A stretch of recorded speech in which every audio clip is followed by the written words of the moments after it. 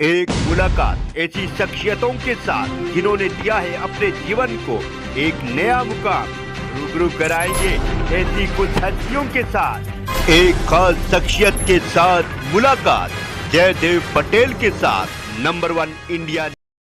नमस्कार व्यूअर्स, मैं जयदेव पटेल और आप देख रहे हैं नंबर 1 इंडिया न्यूज। आपका एक बार फिर स्वागत है एक खास शख्सियत के साथ मुलाकात प्रोग्राम में। आज हम बात करेंगे दिल्ली के उप मुख्यमंत्री मनीष सिसोदिया को 17 महीने बाद सुप्रीम कोर्ट से बड़ी राहत मिलते हुए कहीं इनकी जमानत दे दी गई है। ऐसे में आखिर इसके पीछे क्या कुछ मायने हैं और मनीष सिसोदिया को जमानत मिलने से दिल्ली सरकार और आम आदमी पार्टी को कितनी बड़ी संजीवनी मिली है, इन्हीं तमाम मुद्दों पर बात करने के लिए हमारे साथ खास मेहमान है आम आदमी पार्टी के लीगल सेल के अध्यक्ष और सुप्रीम कोर्ट के वकील संजीव नासिर। संजीव नासिर जी, आपका बहुत बहुत स्वागत आज हमारे प्रोग्राम में। जी नमस्कार। जी संजीव जी, आपसे हमारा पहला सवाल है कि 17 महीने बाद दिल्ली के उप मुख्यमंत्री मनीष सिसोदिया को जमानत जो आज दी गई है, आखिर किस आधार पर दी गई?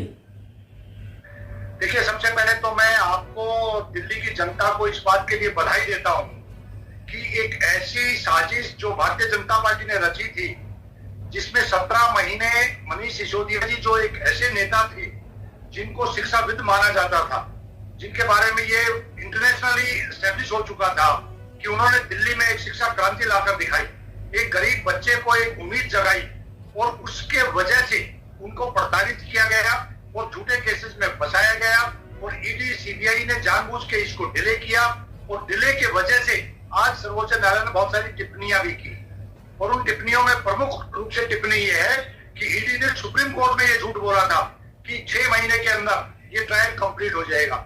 आज सर्वोच्च न्यायालय ने कहा है जिस तरीके से 450 से ज्यादा उसमें गवाह हैं, जिस तरीके से हजारों डॉक्यूमेंट्स हैं, उनमें ट्रायल सालों साल चलेंगी, ये ईडी ने कोर्ट के सामने झूठ बोला था। तो सालों साल मनीष सिसोदिया जी को जेल में नहीं रखा जा सकता। ऑलरेडी वो इतने लंबे टाइम से जेल में हैं, जिससे ईडी और सीबीआई के केस के अंदर आज तक उनके खिलाफ कोई ऐसे साक्ष्य सुप्रीम कोर्ट या दूसरी ईडी की डेजिग्नेटेड कोर्ट में ईडी और सीबीआई नहीं बता पाई है। तो इसलिए दिल्ली की जनता के लिए भी, आम आदमी पार्टी के लिए भी, और मैं समझता हूं आने वाला जो कल है दिल्ली की आम जनता के लिए, उन गरीब बच्चों के भविष्य के लिए बहुत खुशी का दिन। जी संजय जी, सुप्रीम कोर्ट ने आज हाईकोर्ट और निचली अदालतों पर कई सवाल खड़े किए हैं। जी, सर्वोच्च न्यायालय ने जनरल टिप्पणी भी की है कि जिस तरीके से ट्रायल कोर्ट्स और हाई कोर्ट्स बेल के मैटर्स को प्रॉपर तरीके से नहीं सुन रही है, नहीं डिसाइड कर रही है, इससे अननेसेसरी सुप्रीम कोर्ट का पे बर्डन बढ़ रहा है।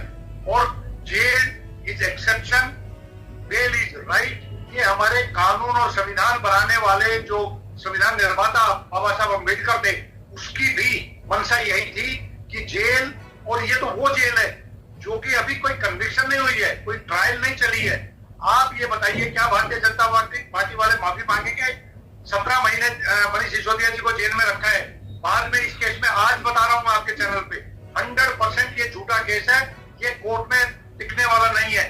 100% ये बरी होने वाले केस है, लेकिन बरी होने के बाद ये 17 महीने जो जेल में रहे हैं मनीष सिसोदिया जी की वजह से, जो दिल्ली की जनता को सफर करना पड़ा है, वो जिस तरीके से एक शिक्षा क्रांति में लगे हुए थे, उनकी एब्सेंस में जो वो काम रुके हैं, वो काम ढीले पड़े हैं, उनके लिए क्या भारतीय जनता पार्टी माफी मांगेगी? क्योंकि भारतीय जनता पार्टी की यह साजिश थी कि वो आम आदमी पार्टी और अरविंद केजरीवाल जी की नीतियों से घबरा चुके हैं। अरविंद केजरीवाल जी की जो विचार और नीतियां हैं, वो देश के आम जन को पसंद आ रही है। इसलिए हमारी पार्टी, क्योंकि नई नवेली पार्टी थी, उसको तोड़ने की साजिश थी, उसको डराने की साजिश थी, जिसमें भारतीय जनता पार्टी पूरी तरीके से उखला गई है और पूरी तरीके से फेल हुई है। जी संजय जी, मनीष सिसोदिया को मिली जमानत से आम आदमी पार्टी और दिल्ली की सरकार कितने को संजीवनी मिलेगी? देखिए, ये बात तो बिल्कुल सही है कि अगले 6-7 महीने के अंदर दिल्ली में चुनाव आने वाला है। दिल्ली के कामों को रोकने के लिए पिछले 1.5-2 साल से भारतीय जनता पार्टी की सरकार ने पूरी ताकत लगा रखी है। लेफ्टिनेंट गवर्नर को सर पे बिठा दिया है। दिल्ली की जनता जो प्रताड़ित की जा रही है, वो लेफ्टिनेंट गवर्नर ऑफिस से प्रताड़ित की जा रही है, जबकि जो अधिकार चुनी हुई सरकार के पास होने चाहिए उनको भी छीना गया। हमारे जो मंत्री काम कर रहे थे उनको भी जेलों में भेजा गया।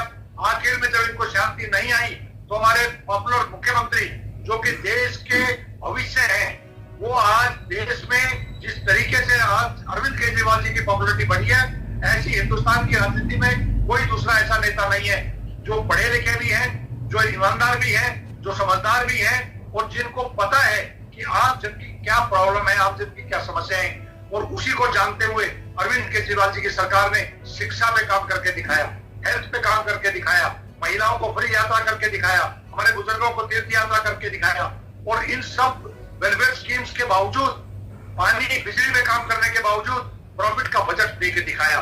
तो इसलिए कहीं ना कहीं उसमें जो रुकावट और जो अवरोध आया हुआ था वो हट गया है। अभी बहुत जल्दी माननीय मुख्यमंत्री जी भी बाहर आएंगे और दिल्ली की जनता की सेवा में तेजी से लगेंगे, गति बढ़ेगी और आने वाले चुनाव में उसका रिजल्ट नजर आएगा। संजय जी, आपसे मेरा एक आखिरी सवाल है कि मनीष सिसोदिया जी को जमानत जो दी गई है उस पर कहीं न कहीं मनोज तिवारी बीजेपी के सांसद है, उनकी प्रतिक्रिया सामने आई है।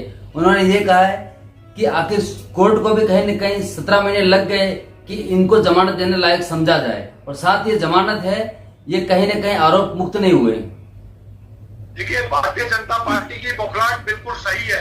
मनोज तिवारी जी के बयान इतने बचकाने बयान होते हैं, मैं उसमें कोई टिप्पणी नहीं करूंगा, लेकिन ये बात सही है कि ये फैसला, आज वाला फैसला भी भारतीय जनता पार्टी को पसंद नहीं आया। क्यों नहीं आया होगा? क्योंकि लगातार 17 महीने एक साजिश के तहत डिले किया गया, कोर्टों को मिसगाइड किया गया, उसके वजह से 17 महीने मनीष सिसोदिया जी अंदर रहे। लेकिन अब मनीष सिसोदिया आज शाम को बाहर आ रहे हैं, ये सच्चाई है, ये हकीकत है, इसीलिए भारतीय जनता पार्टी के नेताओं की ये बौखलाहट है। संजय जी, आपने हमारे लिए समय निकाला, उसके लिए आपका बहुत बहुत धन्यवाद।